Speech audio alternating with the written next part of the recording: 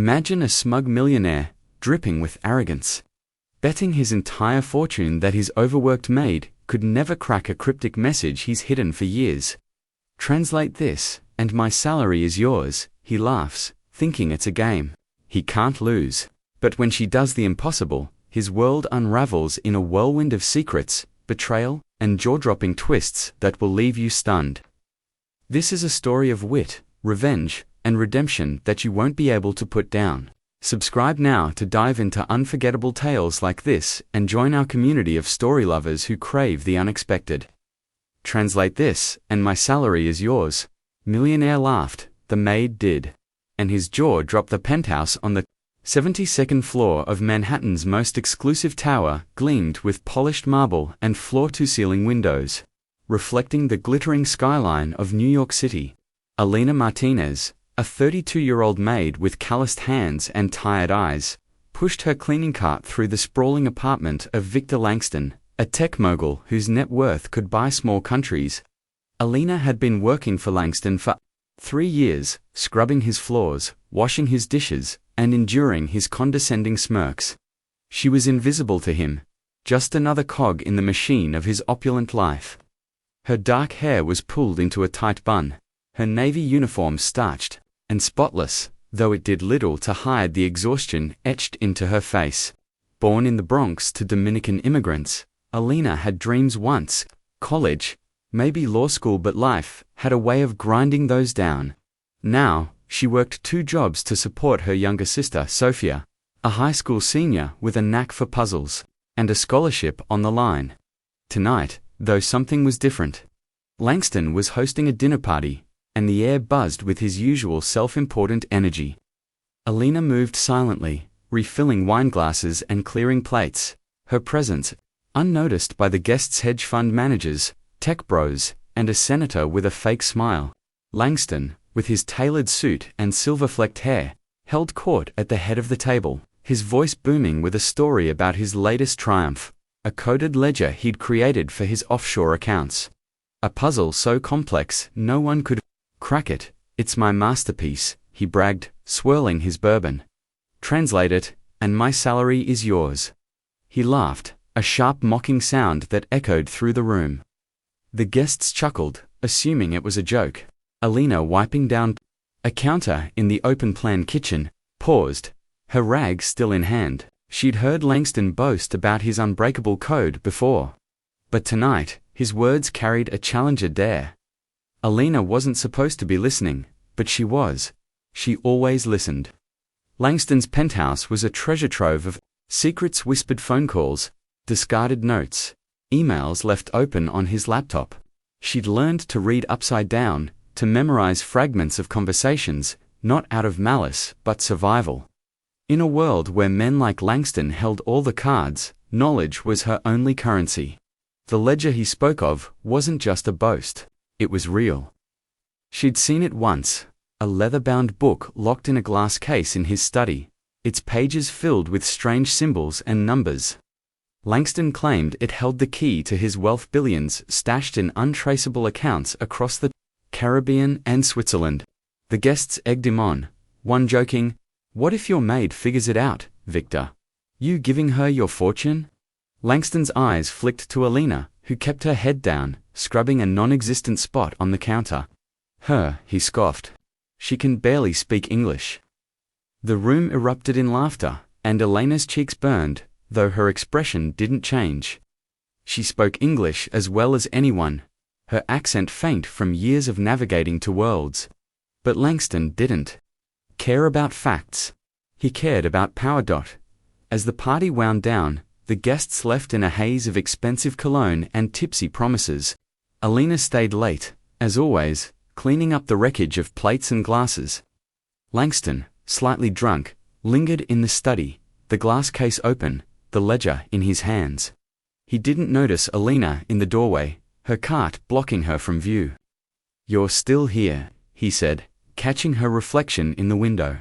His tone was sharp, but his eyes gleamed with something reckless. "Want to try your luck?" He waved the ledger, smirking. "Translate this, and my salary is yours. Hell, I'll throw in the penthouse." It was a cruel game, a rich man's amusement, but Alina didn't flinch. "What's the catch?" she asked, her voice steady. Langston blinked, surprised she'd responded at all. "No catch," he said. "You've got 1 week. Crack the code, and you're set for life. Fail, and, well, you're used to that."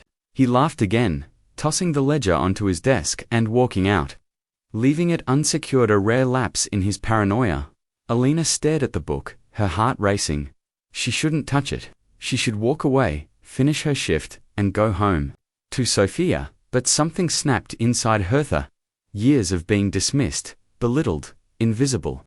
She slipped on a pair of cleaning gloves, grabbed the ledger, and tucked it into her cart under a stack of towels. Back at her cramped apartment in the Bronx, she sat at the kitchen table, the ledger open under a flickering bulb. Sophia, bleary-eyed from studying, wandered in. "What's that?" she asked, peering at the pages of cryptic numbers and glyphs that looked like a cross between ancient runes and binary code. Alina explained Langston's challenge, leaving out the humiliation. Sophia's eyes lit up. "This is a cipher," she said, her voice alive with excitement. "I've seen stuff like this in my math club. We can crack it." Alina hesitated. This wasn't a game. If Langston found out she'd taken the ledger, she'd lose her job or worse. But Sophia was already grabbing her laptop, pulling up cryptography forums and code-breaking tools. The sisters worked through the night, fueled by coffee and desperation. Sophia identified the cipher as a Polybius square layered with a Millionaire cipher, a complex system that required a keyword to unlock. The ledger's first page held a clue, a phrase in Latin, "Fortuna audaces eufat fortune, favors the bold." Sophia guessed it was the keyword, and after hours of trial and error, they decoded the first entry, coordinates for a bank in the Caymans and a 9-digit account number. Elena's hands shook as she realized what they held: proof of Langston's hidden wealth. Billions untaxed and untraceable. But there was more. The ledger wasn't just financial. It named names: politicians, CEOs, even a judge who'd taken bribes to protect Langston's empire. This wasn't just money. It was power. By day 3, Alina was a wreck, jumping at every noise.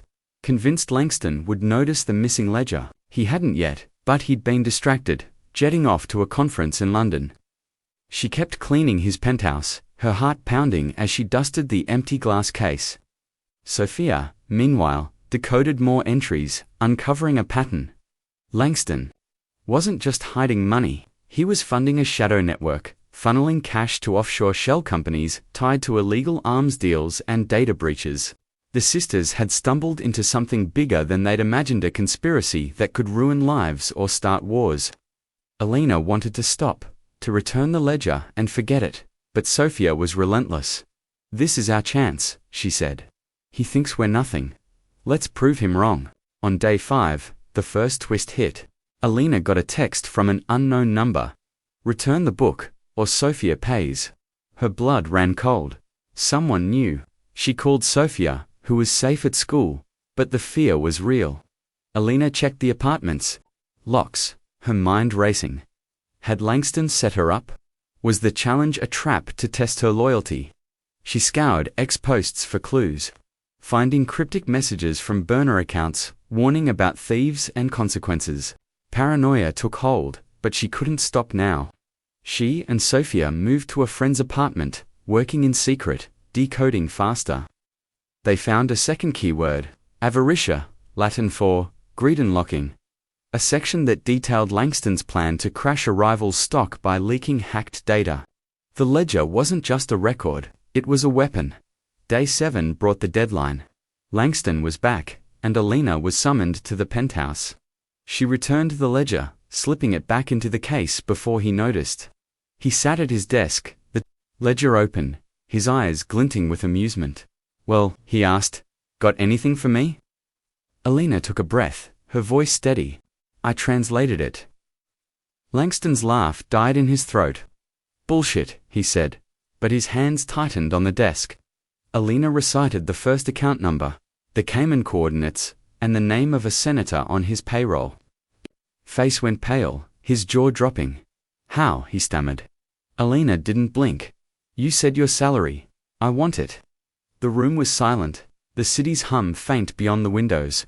Then Langston smiled, a cold, dangerous smile. Clever girl, he said. But you've made a big mistake. The second twist came fast. Langston didn't call security or fire her. Instead, he offered a deal. Keep quiet, and he'd pay her $10 million. Refuse, and he'd destroy her job, her family, her future. Elena saw the trap. The money was tempting, but Langston's world was a snake pit. She stalled, saying she'd think about it, and left the penthouse, her mind racing. That night, she and Sophia made a plan. They couldn't trust Langston, but they could use the ledger. Sophia leaked a page to an investigative journalist on anonymizing the source through a VPN by morning. The internet was ablaze with #LangstonLeaks, posts exposing his bribes and accounts. The senator resigned. The FBI launched a probe, and Langston's stock plummeted. But the final twist was darker. Langston's network fought back. Elena's friends,